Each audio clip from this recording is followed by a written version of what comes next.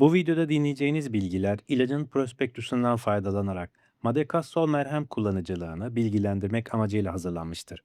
Video sizin için faydalı olursa destek için videoyu beğenip kanala abone olmayı ve bildirimleri açmayı unutmayın.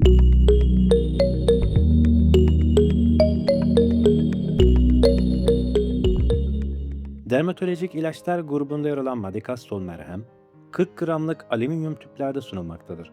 İlacın etken maddesi gotukola olarak bilinen Centella sciatica bitkisidir. Her 1 gram merhem 10 miligram etken madde içerir. İlacın içeriğinde bulunan yardımcı maddelerin listesine videonun son bölümünde ulaşabilirsiniz. Madekassol merhem nedir, niçin kullanılır? Madekassol, deri dokusunun onarımını desteklemek amacıyla kullanılan bir deri merhemidir. Bu ilaç, yara iyileşmesini destekleyici ve bağ dokusu oluşumunu arttırıcı özellikler göstermektedir. Madekassol özellikle yara iyileşmesini desteklemek, deri yenilenmesini hızlandırmak ve tahriş olmuş cilt dokusunun onarımına yardımcı olmak amacıyla kullanılan bir preparattır.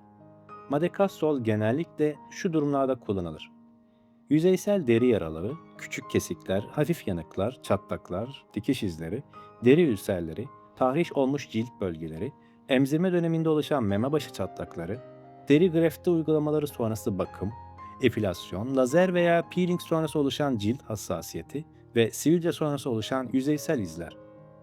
Madekassol merhem nasıl kullanılır? Madekassol yalnızca haricen kullanılan bir merhemdir.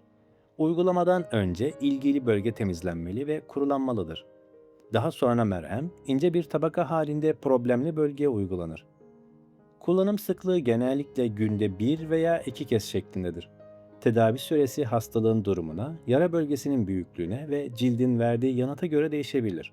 Bu ilaç doktor önerisi dışında aşırı miktarda kullanılmamalıdır. Bu merhemin çok geniş cilt alanlarına uzun süre boyunca uygulanması önerilmez. Madikassol merhem yüz bölgesinde kullanılır mı? Bu ilaç bazı kişiler tarafından yüz bölgesinde kullanılmaktadır.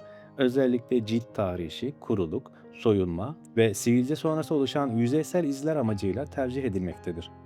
Ancak merhem yapısı yağlı olduğundan özellikle yağlı ve akneye yatkın ciltlerde dikkatli kullanılmalıdır.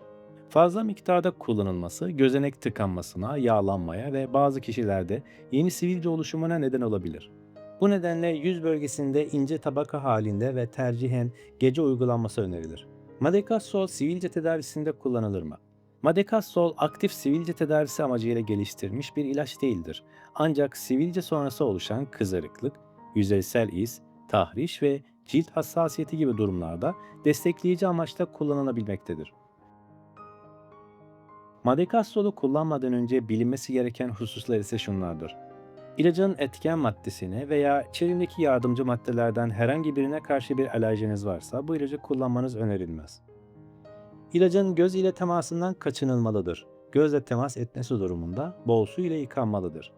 Açık, enfekte veya ciddi derecede iltihaplı yaralarda doktor önerisi olmadan kullanılmamalıdır. Yağlı yapısı nedeniyle akneye yatkın ciltlerde gözenek tıkanmasına ve bazı kişilerde sivilce oluşumuna neden olabilir.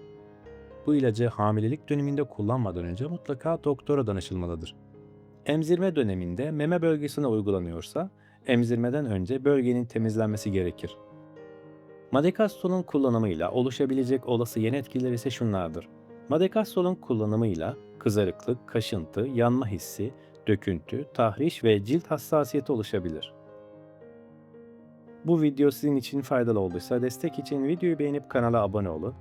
İlaç kullanımıyla alakalı görüşlerinizi ve deneyimlerinizi yorum bölümünde paylaşın. Sağlıklı günler dilerim.